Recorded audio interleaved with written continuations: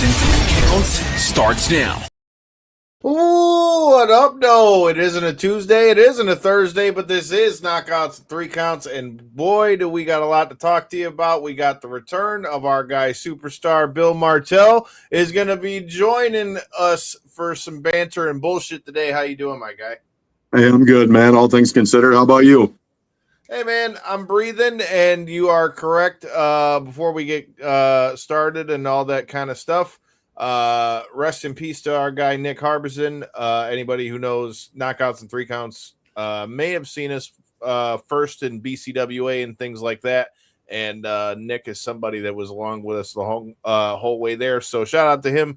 Shout out to our guy Priest and his family as well. So definitely in our thoughts and prayers and all that good stuff. Also, shout out to my mom. It's her fucking birthday yesterday. But with that being said, we've got lots to talk about, man. It's been a while since we've talked about Studio 86 on the show. But again, as I said, you know, back in the BCWA days, you and your guy Maserati Rick made a lot of appearances on this here show. And Rick seems to continue to like to bust my balls about the fact that he hasn't been on the show in a hot minute, but I feel like that is more user error and not because of lack of invite. So Martell, make sure you tell Maserati that you know, the invite has been extended. He's just got to pick up the invite. But with that said, what's new in the world of 86, dude? Well, first of all, a happy birthday to your mother. Also, I do have Maserati Rick's phone number, and I will contact him via that method and let him know about everything you said. But I want to circle back to Nick really quick. Nick was a hell of a guy. He was a hell of a kid. He wasn't with us long enough, but Nick enjoyed life. He maximized the time he was here. And most importantly, as a wrestling fan, well, not most importantly, because life is so much bigger than wrestling. It's so much bigger than wrestling. And I don't want to get too sappy and everything because it's not really my deal. But a lot of people could be more like Nick, to where Nick wasn't jaded and because he liked this thing, he couldn't like that thing or things of that nature. Nick loved all wrestling. Somebody asked him today, like, what were his favorite moves or who were his favorite wrestlers? It was like, he likes all of them. And that's true. And I think that more people would be better off if they had that mindset. So I had to get that out of the way. But as far as Studio 86, hey, man, we're keeping at it. We had a couple months off there. We typically try to take January off because I anticipate a long Lions playoff run. Let's go. That has not happened the last 2 years. So third time's the charm. That means this year we're going to have a long playoff run. But no, we just got back in there a couple weeks ago down in Neo Pro. We're going to be making our debut for UCW in Saginaw this Saturday. And then we're going to be back at Metro Pro Wrestling on March 21st. That's the first time in a couple, 3 years we've been in Metro Pro. So, hey, we're still grinding. We're still here, man. We're having fun. And we try to bring the party to wherever we can bring it to. Hey, man, that's what I like to see. J-Bone, I know you were a BCWA guy. What are your thoughts on the antics of Studio 86? You know, you try to cut hey, man. Colt Cabana's finger with the pitcher was fucked up. Yeah, did he paper cut me in the mouth? That's fair. That's yeah. We've fair. been to BCWA. That was around the time me and you first kind of connected. Kyle was in the That's BCWA how you days, found out about us. That is correct. Seems like a long time ago, but it seems like it was a very long time ago. Yeah, it seems like it was about 10 years ago, and then on one hand, it also seems like it was about a month ago. Well, dude, man. You know, we were just talking about that. For those of you guys who didn't get to check it out, as you jump in here, it says we got about 68 people in here, 69 in here now. Make sure you guys hit that retweet, share button, like 69, button, all the buttons. If 69, but yeah, if you guys are in here, make sure you get that like button, the share button, subscribe button, all the buttons. But like I was saying, you know, the irony of that is you're right. It was close to 10 years ago because Knockouts and 3 Counts has been around about 9 years this year. And BCWA was one of the first places we kind of like set up shop pretty regular. And always shout out to Mike Blackwell and everybody over there for having us over there and, you know, kind of helping out with some of those things. But the irony of this is those that remember back in the day, did Devin ever tell you about the story about how Trish Stratus wouldn't give him a hug? I've heard about it. You've heard about it. I want to know does Martell know about it. I have no idea about this. I'm not surprised. So Devin, you know, go figure, even as a 14-year-old kid, was a big ass black dude. And he went to go meet Trish Stratus at Six Flags, and she was giving out hugs to everybody. And I guess for whatever reason, Trish wouldn't give Devin a hug. So oh boy. All these years later at Astronomicon last year, which shout out to Astronomicon. I'm looking forward to that again in a few weeks. Stay tuned because you never know who's going to be on there. When we went to Astronomicon last year, you know, I went and asked Trish, I said, you know, could you just cheer my friend Devin up and let him know that it wasn't that you really didn't want to give him a hug? And that's when she told us that she loved Devin's aura.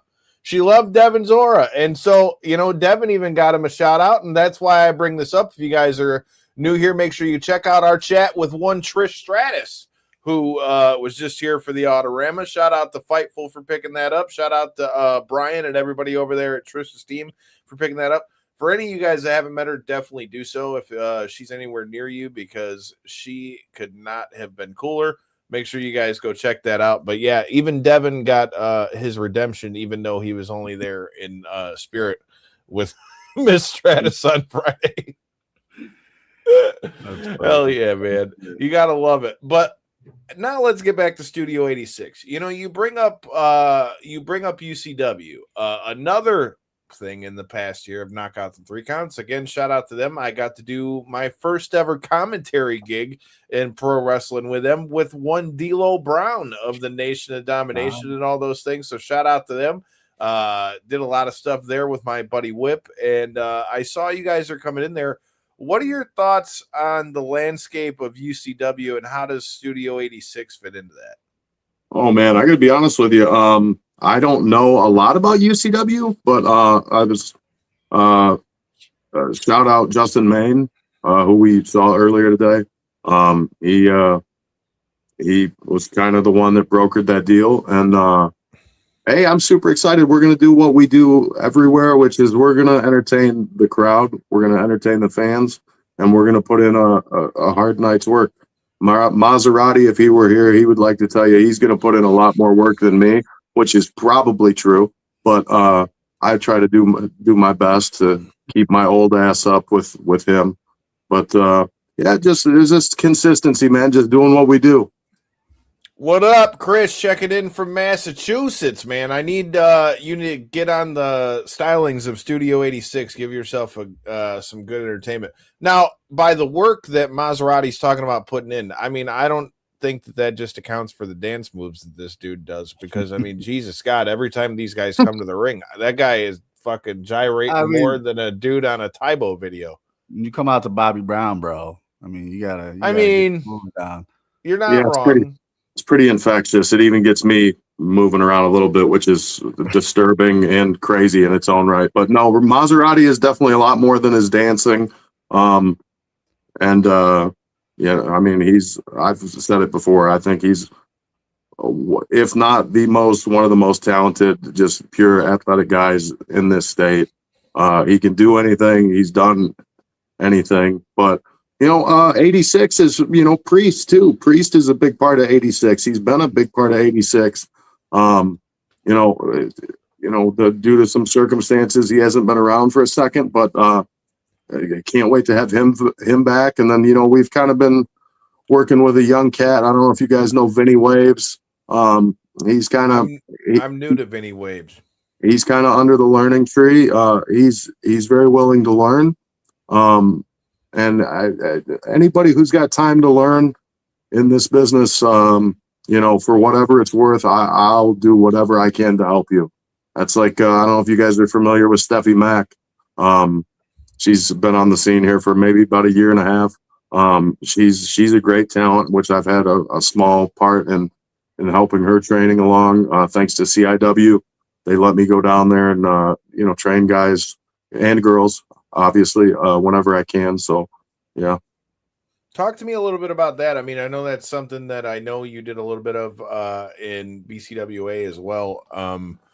Talk to me about the training side of things. What is it about training people that's getting your juices going with that kind of stuff? Hey, I love it, man. That's like that's a huge passion of mine.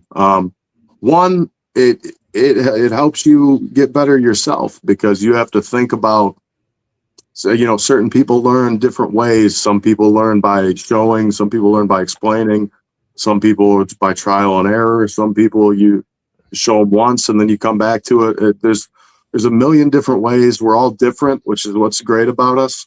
And it just really it kind of helps me unlock things. And I always, whenever I'm training, I learn something. But I love training guys and girls, and just anybody, whether you're a young cat or an older cat. I mean, like I said, man, hey, I can learn a ton. So, and I've been doing this for I started in 2007, so I don't do the math. I'm tired. I've been up since 4 a.m. I don't. Almost 20. It's all good. Yeah. Hell yeah, man. I like to hear it. Like I said, I would like to see Studio 86 out at some more of the shows around here, bro. I feel like, we were talking about this before we went live. You know where they would be good, J-Bone? We need to see Studio 86 at JCW, bro. Yes. Brother, I would love to go. I was talking with my buddy Nick Braxton, who you saw earlier. He's a former member of 86. He's retired now, but once you're 86, you're 86 for life. But I was just telling Nick, man, I was like, brother. I was like, because I worked for JCW back in the day for quite a few times. I wrestled the Honky Tonk Man there, and Jimmy Jacobs, Zach Gowen, all kinds of. Did he hit you with a guitar? Yeah, he did. That was I've got this. I've got the guitar up here. Let's say nice. There's a Honky Tonk Man guitar up there. I don't have much memorabilia, but yeah, I would love to be back in JCW. I'm what I would consider a JCW original. So somebody at Violent J and tell him your boy Billy Boy wants to come back and play Violent J. That's what I'm talking about. Man. They got a show coming up, man. So. They do. We were just talking about that, and they just hit me up about that show that's going to be at Harpo's. Stay tuned. We might have another debut episode of somebody that I've had an eye on since we worked with Circle 6. So bringing on some of the lady talent over here. So make sure you guys stay tuned for that. With that being said, dude, we talk about BCWA, we talk about Studio 86, we talk about all those things. It's funny to hear you say, like, Billy Boy wants to play, because, dude, when I met you when BCWA was around, you were saying you were ready to be done with wrestling too, and that was fucking 9 years ago now. Well, and I don't want to talk about myself all night, but this is a funny story. I did originally plan on I was going to come back and wrestle for like a year, so I could end on my own terms, and then I was just going to book. And then Mike Blackwell made the mistake of putting me and Maserati together as a tag team. And Maserati has been one of my best friends since I met him. It breathed new life into me. And, he's got my back. It's a lot easier when you get somebody out there who's got your back. Priest has got my back. I got a whole army of guys behind me, and I'm having fun. And if I'm having fun, I'm not going to stop. So, yeah, we got nothing but open road in the future, which is crazy. And my old man likes to remind me of that. Weren't you supposed to be retired about 6 years ago? Like, yeah, shit changes, Pops. You just got to ride the road you're on, man. What year was it at BCWA when you and Priest had the retirement match? It was like that was May 25th of 2008. There we go. So yeah. Wow. Look at that, dude. It was almost 20 years ago. Yeah, dude. So that was around, because I remember it was at like I want to say it was in Taylor or something. It was at the Tri-City Trade Center. Yeah. And I remember that you guys had the 3 Doors Down video package with it. And I was like, dude, This is killer, bro. Like that. Dude, every time I hear that song, it takes me back almost 20 years. It's like, Hey, ooh. R.I.P. to my man from 3 Doors Down, dude. I'm so Every glad that time I I got hear to it, see dude. them when Creed was here last year, or was it 24? Yeah. I was so glad I got to see them with Creed in 24, dude, because like right after that was when he announced that he had the cancer. So shout out to 3 Doors Down and all that good stuff. Speaking of cancer, fuck cancer. That part. Fuck How about that part. Facts. You heard him. Fuck Facts. cancer. I'm with that. If you guys are in the comments, feel free to throw in a fuck cancer. But, you know, one of the things that we always used to like to do after those BCWA shows is just shoot the shit about some things. And so with you being somebody who's in the business, I figure it would be cool to kind of get your thoughts and opinions on some of these topics that we got to talk about. I know you are a combat sports connoisseur as well, and we'll get into some more of that when Corey jumps his ass in here.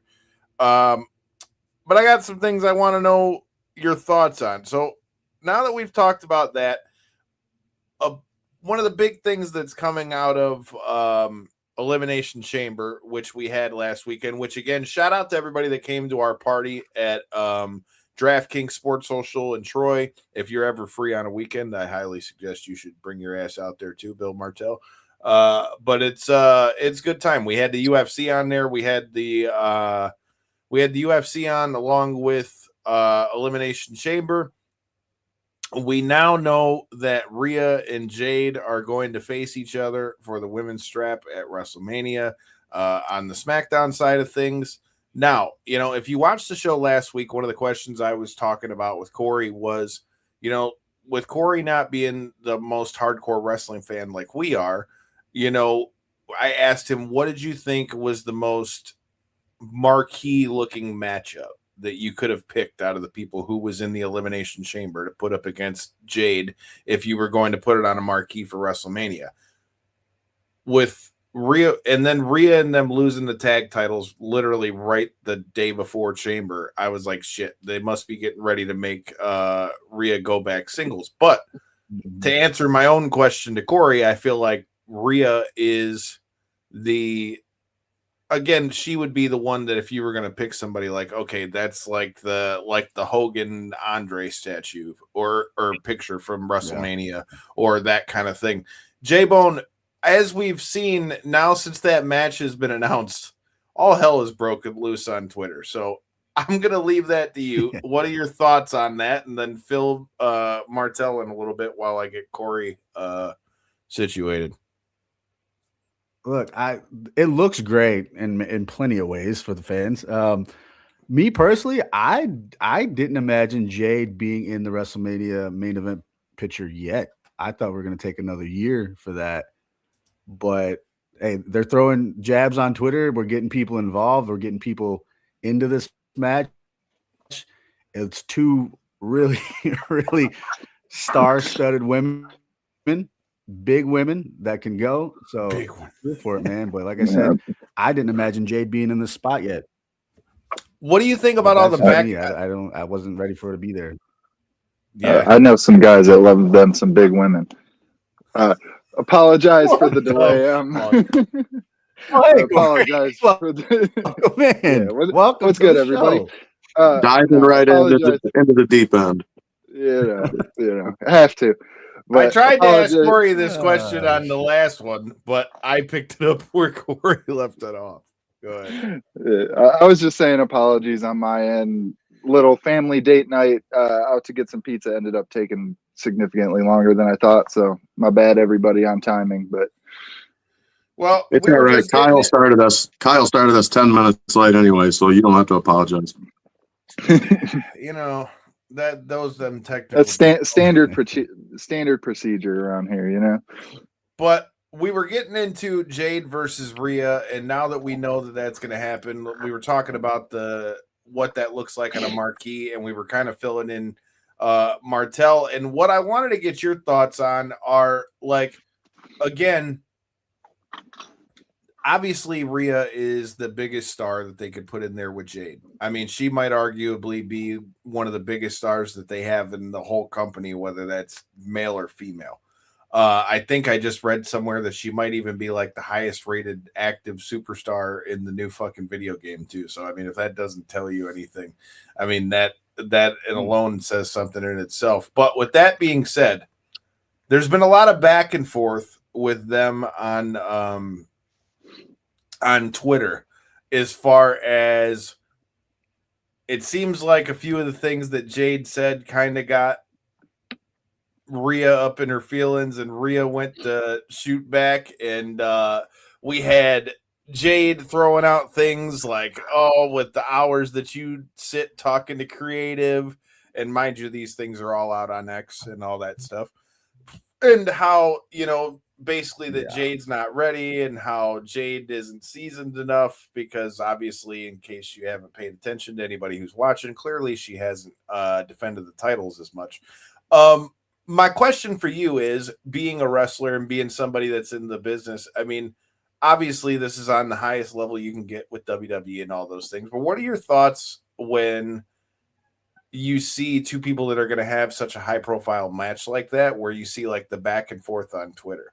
Like for you, when does it go past like, okay, this is like good for a story, and when do you think like that everything's gotten personal? I'll pull up some of the tweets so I can quote them for sure, but like, what are your thoughts on some of that stuff being out on social media? I saw some of them earlier, and again, let me preface this by saying I wasn't there, so I don't like to really. I mean, if I'm not there, I'm not. But like you said, here's the whole thing: is that it's WWE. Because if this were on an independent level and somebody was doing that, I would just think this is a fool who is not smart to the business, because you don't do this. But because the rule number one, you never. I mean, when some of this, you're both just making each other look bad. Like, okay, if the only reason Rhea is there is because she politics, well, then you beat her. What is that? I mean, okay, you beat a politician. I mean, so.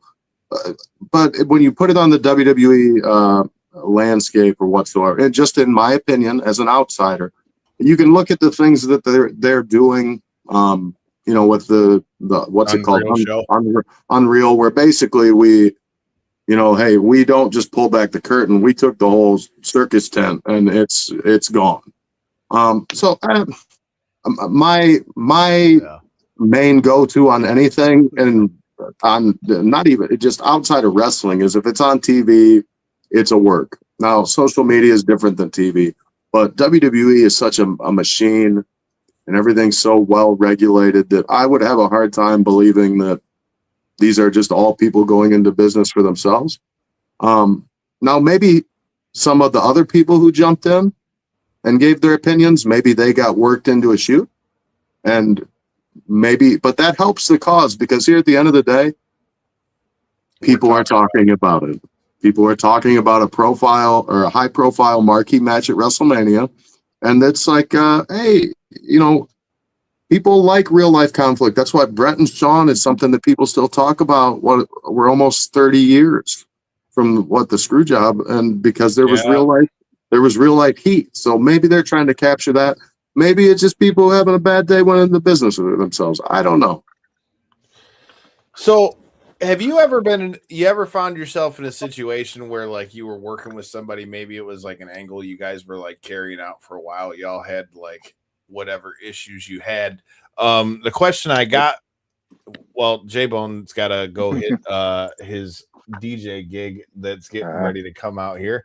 But with that being said, have you ever been in a spot where it's like, you and whoever it is you're working with, got heat like that? I bring that up because I'm just interested to see how this plays out. Because on one hand, this could be very, very good for Jade Cargill in terms of, like I said, you can't really get a bigger star on the men's or really female end than Rhea Ripley for her to face at WrestleMania. Problem with that is that, like, if you go back to last year's WrestleMania, and I was there for it, ring the bell, which you can get you one of them shirts at millions.co, or I got a lot in the box.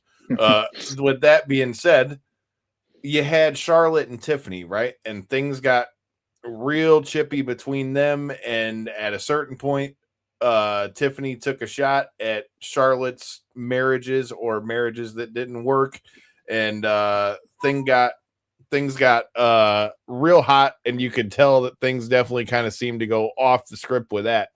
My point is, how much do you think that stuff helps, and what are your thoughts on keeping that under control for like the sake of a match?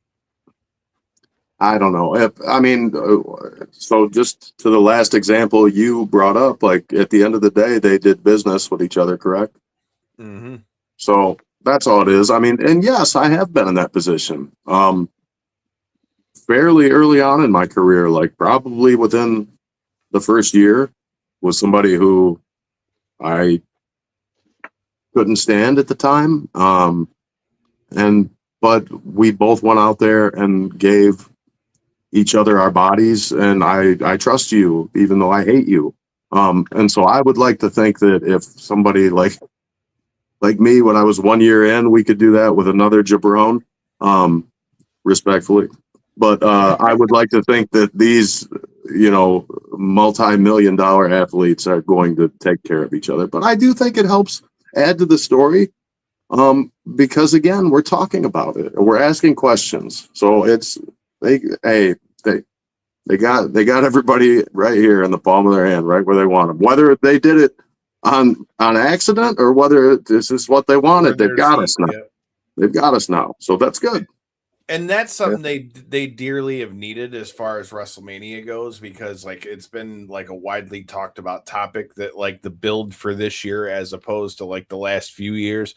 I mean, there wasn't as much hype into it, and I agree with you, especially with us being like a combat sports show too. Like when there's a reason for me to want to see somebody fight, when there's a reason for me to want to see two people get in the ring, it makes it 10 times better than what you may have already originally had. And I think, like you said, in the case of a Jade Cargill and a Rhea Ripley, now we know Rhea Ripley can do everything. Jade Cargill, on the other hand, is still really proving herself. So I feel like the shit talking back and forth between them, if there's anything Jade can do, she's got the look, she's got the presence, she's got all that stuff. So the back and forth between the two, I think, will only help kind of hype that up so that, by the time we get to WrestleMania, that can be something that people are more talking about, like you said, headed into WrestleMania. With that being said, talk about promos, talk about pipe bombs, dude. I tell you, the thing that it kills me to say that I'm not going to WrestleMania 2, being that I usually go every year, but that's a story for another time.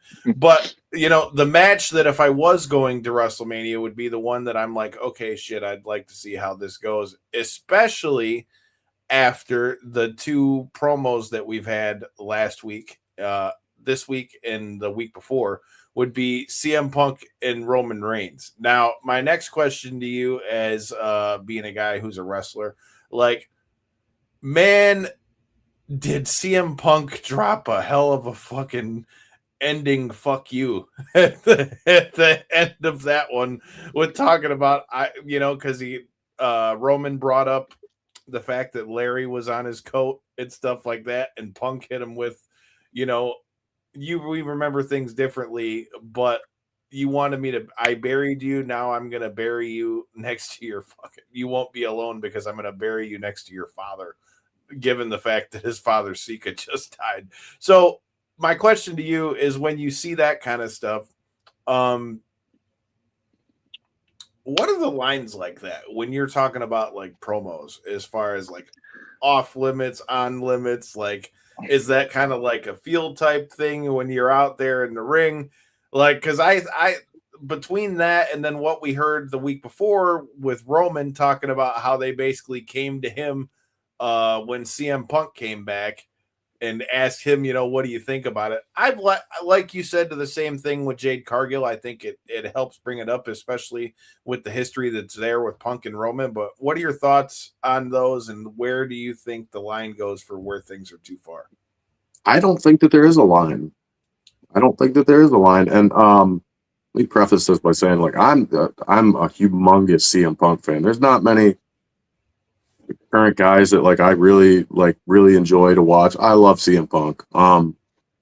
But I don't know. I mean, it is really, really good stuff, right? But I mean, again, we're just asking me from an outsider's perspective. I'm not there. But my interpretation of this is that was much more what's the word I'm looking for? Like where the Jade and Rhea thing was kind of more organic and kind of come out of nowhere, where like the stuff with Punk and Roman was very I feel like obviously You think like, that they went over it ahead of time? yes, like they talked about this beforehand, but both ways, this just goes to show you, like I said at the beginning, there's no right answer to any of this. Like this is all certain stuff. Sometimes you aim for something and it doesn't work. Sometimes you stumble on something and it does work. Like everything can work in its own way. To me, I just feel like obviously I feel like CM Punk is a professional who's been in this business for decades, is not going to go out and take a shot at the top guy in the company over his dad dying. He's not going to take that shot just off the cuff. Like that's just not going to happen. And as adversely, a dog is very different than a human being, but dogs are loved and respected and important in their own way. Everybody knows how Punk feels about Larry. Somebody's not going to shoot on Larry, the world heavyweight champion's dead dog. They're not going to shoot on it unless it's talked to. So it's obviously talked about. But no, I think it's cool. That's why I don't think there are any lines. I don't think there are any lines. And that's been the prevailing thing that we've kind of heard back and forth, like in people that I've been listening to talk about it, shout out to our guys over at Busted Open and all that kind of stuff as well. Now, to be fair, Roman hasn't shot the Larry shot yet, but a lot of people, myself included, kind of feel like that's what's coming next after the shot about Roman's father, especially given the fact that it was on his coat. But just like I said, it all ties into the Jade and Rhea thing with, you always used to hear guys like Dusty Rhodes talk about, you got to talk them into the seats. And you've got between Roman and CM Punk, those are your two biggest guys that you've got in the company, point blank period. Roman's been the biggest star in the last 5 years. And it's ironic for me to hear him talk about when Punk came back, because I was there for that. That was the first show that I ever got to work with WWE in Chicago. And I can tell you from being in the arena, everybody's talking about who knew, who didn't know. Look, it couldn't have been more than a few people. Want me to tell you why I know it could only have been a few people? Because I was in the media room. I asked Gunther and other people questions inside that press conference. The people who were running the press conference didn't know that CM Punk was coming out because they literally had a TV on the fucking table for all of us to see it, and they're apologizing to all of us because they pulled us out of the arena not knowing that he was about to come out. I heard it from in the hall, and it shook the fucking walls in the place at the Rosemont Horizon, which I totally understand why that is Stone Cold's favorite building, but that's a story for another time. I'm definitely looking forward to seeing that. Another thing that we saw come out of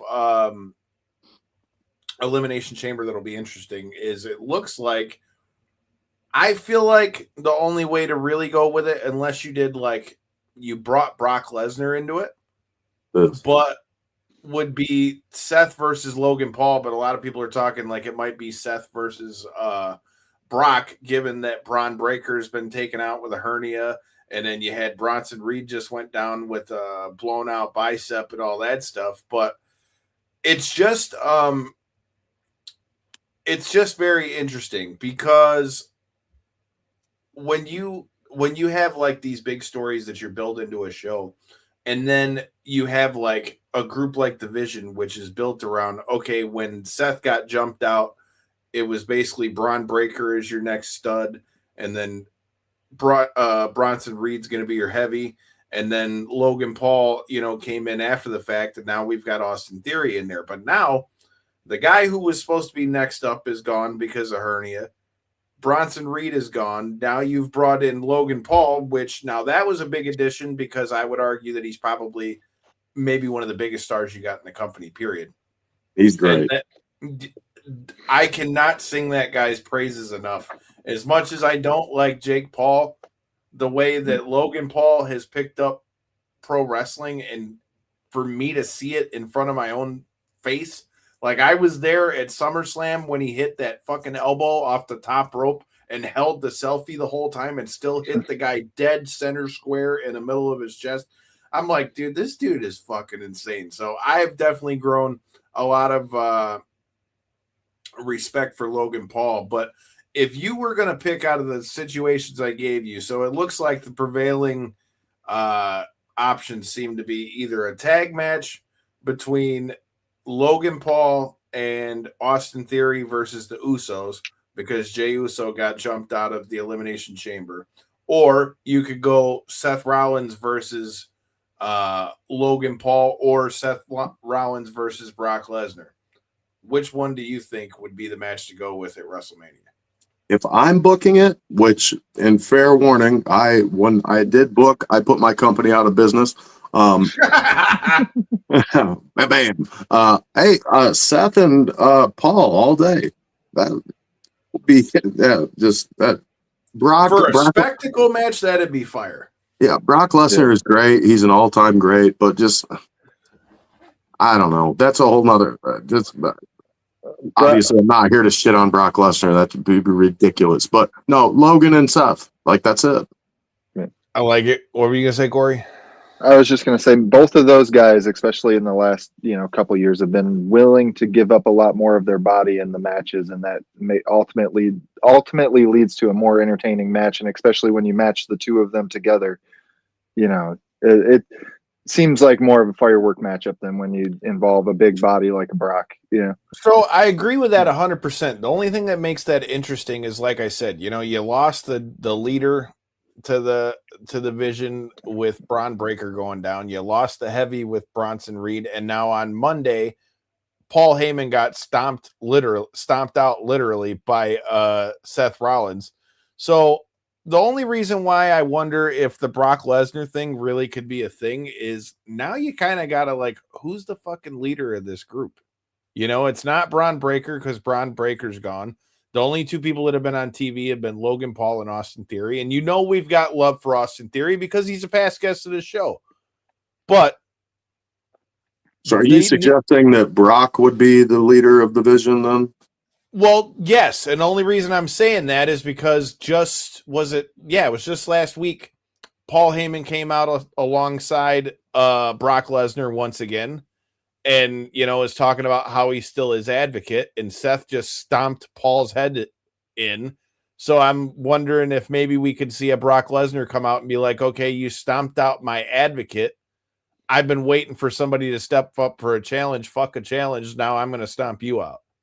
Yeah, I mean, it's pro wrestling, and that's what's great is you can make anything work. Now, again, I put my company out of business, but as booker, I would say, okay, well, they've spent X amount of years making Brock Lesnar this force to where he ended the streak. He's done everything that you can. He just destroyed Cena again, last year.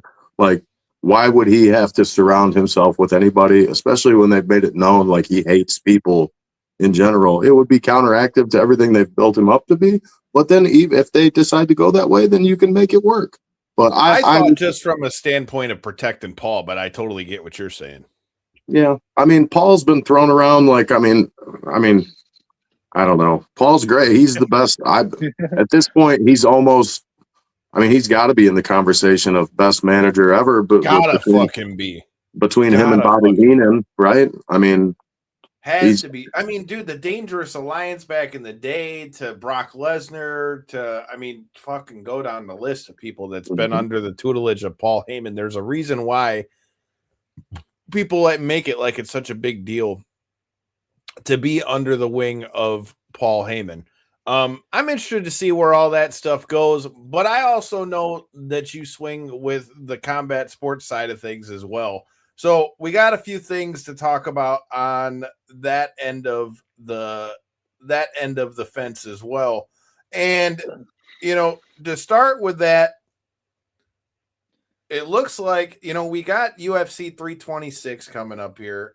this weekend, which I am very much so looking forward to a rematch between Charles Oliveira and Max Holloway.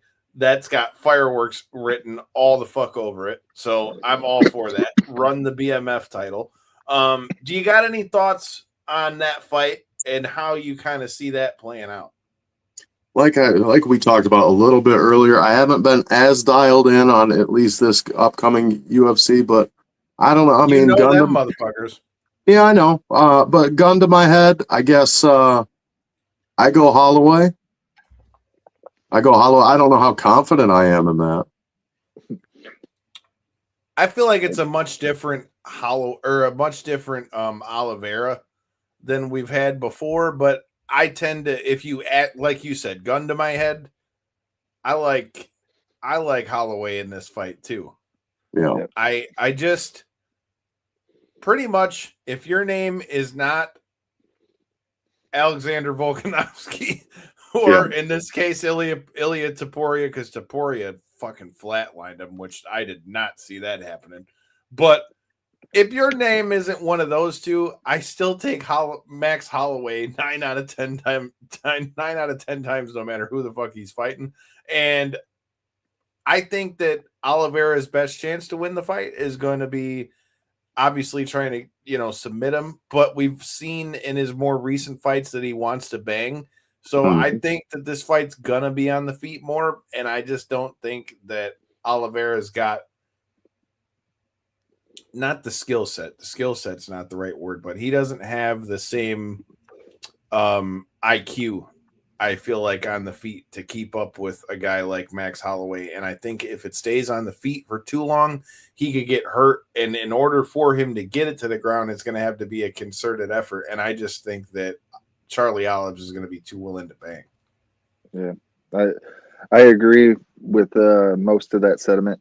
For me, both of them are really great fighters, especially at lightweight. I feel like Holloway had that huge run at 45, of course, but I honestly feel like he has showcased himself to be better while moving up.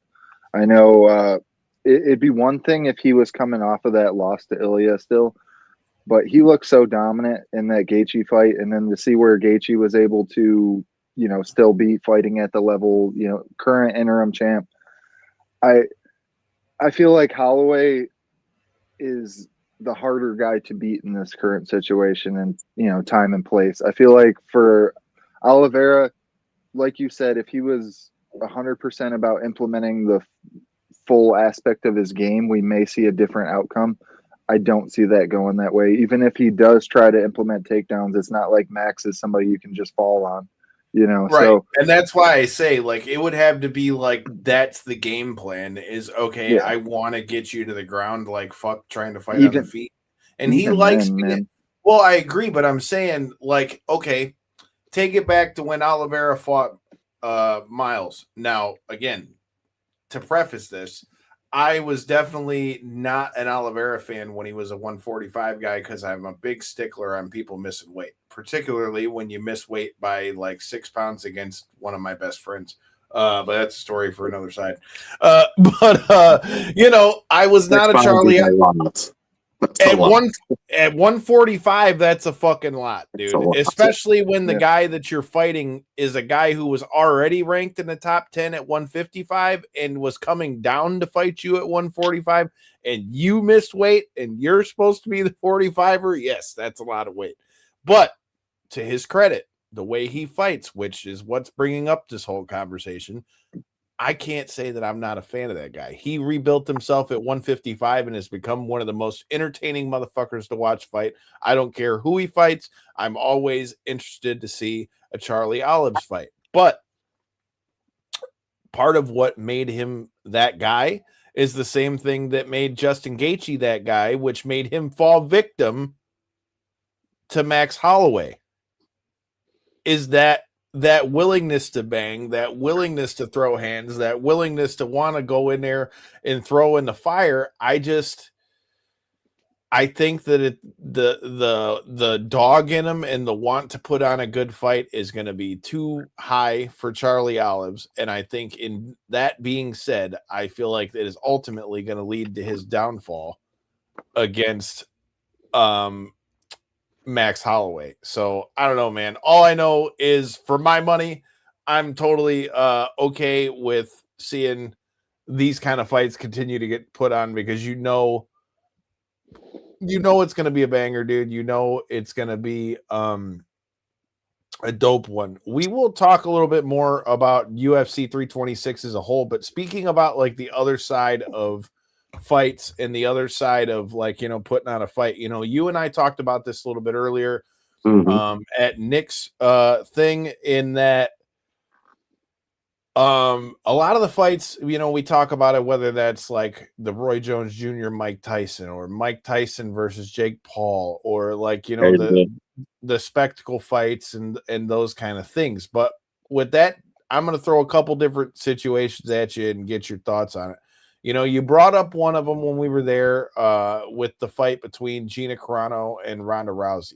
Now, me personally, I like that fight because I think they both have been out of the cage for like 10 years. It's not like we're talking about somebody who's fresh out the UFC going against somebody who's been on the couch forever and trying to make it like it's a good fight. I like that fight because Gina Carano, although in the grappling side of things is vastly below where Ronda's at, as far as overall MMA skill, Gina Carano was one of the biggest stars in MMA in her day, and one of the first, you know, real women stars there are. So on that one, that's one of those fights that, yes, is it going to be one that you would put? Actually, I'm kind of shocked the UFC didn't try to put that on Paramount, especially. Right.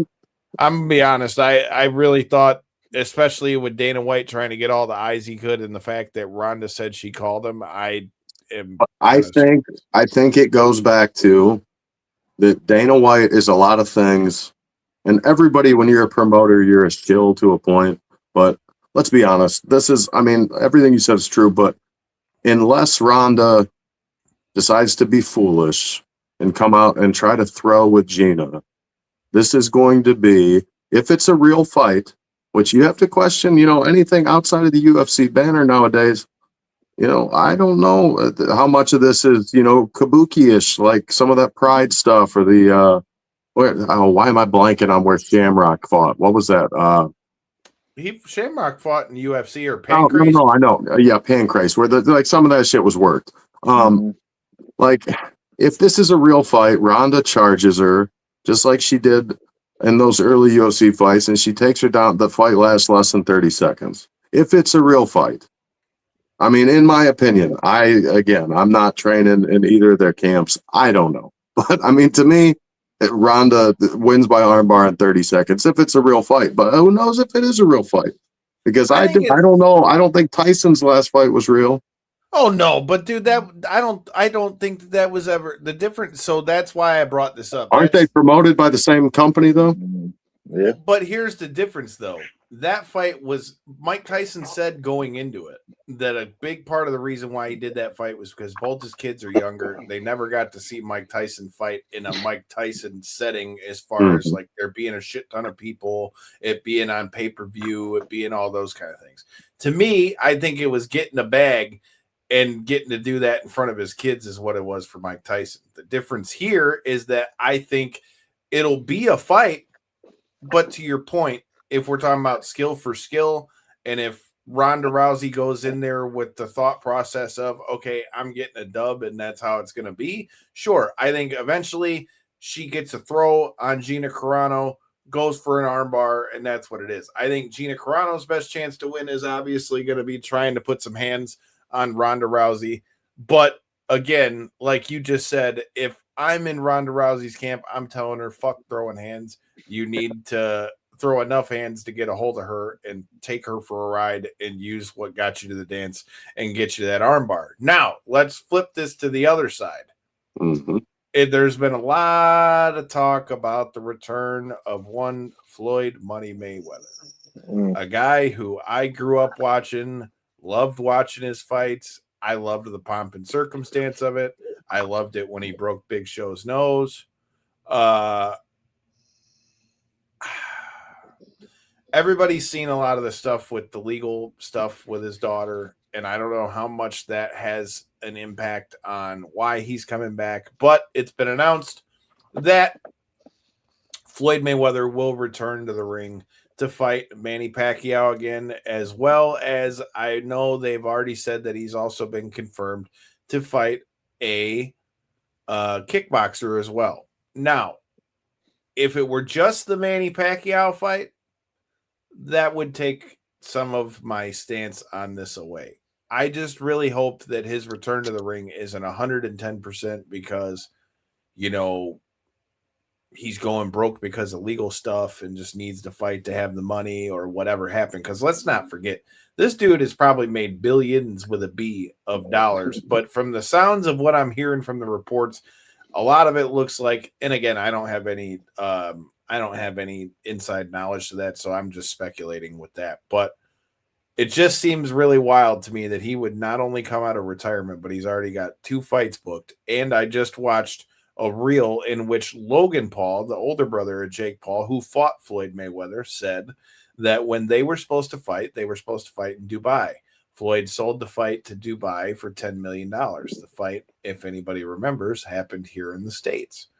So out of that $10 million that was supposedly supposed to have been paid to Floyd Mayweather, because that's their fight, Logan Paul would be entitled to 10% of that. 10% of that comes out to $1.5 million that he says he's never been paid by Floyd Mayweather. Again, adding to the legal side of things. So with this being said, Corey, what are your thoughts on the return of Floyd Mayweather? Now, the Manny fight could be interesting, but you know, over it. No, honestly, and no, I agree. The Manny fight, out of all the potential, same reason I said with Ronda. That's the only reason why that's interesting to me. To me, I feel like Mayweather burned his bridge. I don't know, like over the course of the last 3 years, he's been already kind of doing this. He's fought numerous amounts of just kind of rando matchups against guys that you may or may not have ever heard of. Exhibition, non-exhibition, you know, it's been all over the ballpark with him. Well, the Manny one's the first actual like sanctioned one, because for those and that's where I say it. That one, it's got me at like a 2 out of 100. You know what I mean? It's still like it some interest, but the like very minimal amount. You know. Here's why any fight being sanctioned doesn't matter anymore. That somebody sanctioned Tyson versus Paul. Yeah. But that was an exhibition fight, though. No, that was a real legit. Yeah, it's on Tyson's record. It wasn't an exhibition. Tyson and Roy Jones was an exhibition. The last Tyson fight was marketed to all of us as a legitimate fight. And I mean, I don't know. I wasn't there, but I watched it, and I've never seen a guy spend the whole fight with his glove in his mouth, biting his glove so he don't throw a punch at the other guy. Weren't asking me, but that's my. The whole world is bizarro world, man. Something we got to get used to the new normal. And to me, what I'm seeing with all these fights and all these, kudos to them, they're making hella money. They're making giant bucks, but anything outside of like the UFC banner nowadays, they're all playing by the pro wrestling handbook, man. And everybody, I'm foolish. I bought into both of these last Tyson fights. Like, okay, this is legit. And then it's like, I felt the same thing with Floyd and Connor. I'm like, oh man, this is going to be. And that was actually, that one's different though. That was legit, but it was still like, I'm smart enough. It was a mismatch as far as regular boxing, right? But at least Connor was still like in his fucking prime. Yeah. I just mean in the fact that, like, obviously, if you know anything about, boxing, okay, Floyd's gonna kill this guy, but then they work you into like, oh man, Connor's got a chance, and they're just getting all our money, brother. I just Yep. want everybody to remember for the record, when that Floyd and Connor fight happened, it went exactly how I said it would. Connor came out, said it was throwing all these fucking punches at Floyd. Floyd's amazing defense kept him away from it. And then once Connor tried to back off a little bit, Floyd timed him and knocked him clean the fuck out. Yeah. I mean, for me, you bring up even like the fact of the UFC banner, even that stuff's so tainted nowadays. I mean, we've seen multiple allegations of, fight throwing and stuff like that. Every single major sports organization brought to you by DraftKings, brought to you by, Sportsbook A, B, or Z. And to be honest with you, as a diehard fan of basically every major sport, it's really made it, you take a second look. I mean, you look at like what happened last year. I'm a huge Pistons fan. I've got probably a 30 Pistons hat sitting right next to me. And you look at what happened with Beasley last year, arguably one of our best players. And then all of a sudden, it turns out we don't even want to bring him back on the team because he never got, found guilty or anything like that. But you're telling me a team that has arguably the worst 3-point percentage in the league wouldn't want somebody that's killer at 3 right now? It's just, there's so much weirdness around the sports and sports gambling and fight fixing and just all around in general. To your point with the Netflixes and stuff of the world, I don't think they genuinely care if the matchup, what it ends up being. They care way more about the build up and how many eyes tune in and everything like that. They could care less. Pro wrestling side of it. Hey, like the shirt I'm wearing, the Hulkster. They said he once you start stiffing him in the ring, he's like, "Hey, ease up, brother. We already got their money." That's across the board. And I mean, we can't prove it on any of this, but I feel exactly the same. I'm glad you said that because I love the Lions. Obviously, I'm big into the Pistons this year. I'm really bandwagoning the Pistons. I'm pulling for them. But yeah, you see stuff every game, every week to where it makes you question, and that sucks because it shouldn't be that way. It's probably always been that way, but with the gambling up front, and like you said, everything is sponsored by FanDuel. Is like, this touchdown is sponsored by MGM Detroit. If we could just get the Pistons off of fucking FanDuel, that would be great, given the fact that they said the Tigers are finally going to be off FanDuel, but that's a story for another. Right. So where do you watch any of this shit anymore? What the frick, man? You literally that's the only way that the sports are as profitable as they're wanting themselves to be, is they continue to dig themselves further in the sports gambling hole, is what I feel like from an outsider's perspective. I mean, it's like you say, not only is it, the broadcast, the actual network itself is, through them. And then every other commercial, it's like, I don't know. As somebody who has stayed throughout, I'm too much of a sports fan to be losing money left and right or trying to win money left and right. Either way, it drives me nuts, man. As somebody who's a diehard, ladies and gentlemen. No, I just have morals about my sports gambling. But another about my sports gambling. You heard what he said. I've got morals just about my sports.